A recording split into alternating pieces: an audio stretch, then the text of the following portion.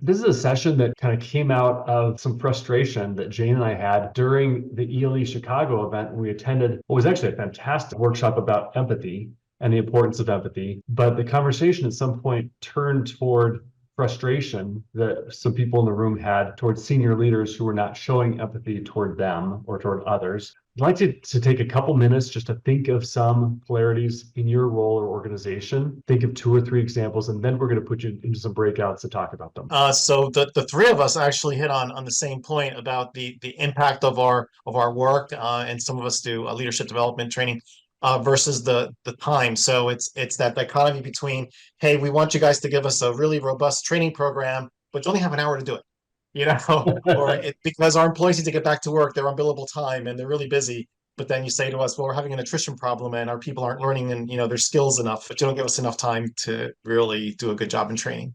So that seemed to resonate for the three of us. One of the polarities that I shared is on one end of the spectrum, you have leaders.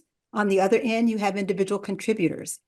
And so that comes up in terms of balance between priorities and who does what to get the work done. So looking at that time and rest and all of those other issues. But I think that's another one where there is discord between who's responsible for what, how much support each of those groups are given one another.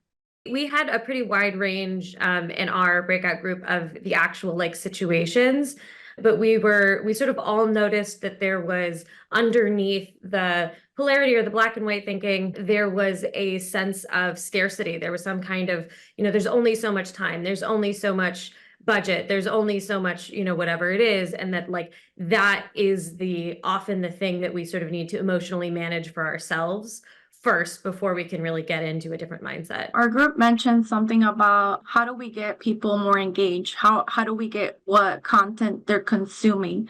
So it's more about the preference of how they receive the information. So it could be, maybe they have a specific preference, right? So there's always that push and pull about when to do something innovative. When should we hold back because of that preference? So finding that balance where all the users or staff or whatever organization you're in, finding that balance so that way they're engaged with learning, they're engaged with what content you're giving. This is where a lot of leaders struggle. And in my organization, we have a ton of technical and clinical experts who exude competence. We hired them for their competence. They are the gold standard in our profession of pathology and laboratory medicine, and may really struggle to demonstrate warmth. They have a preference for that pole.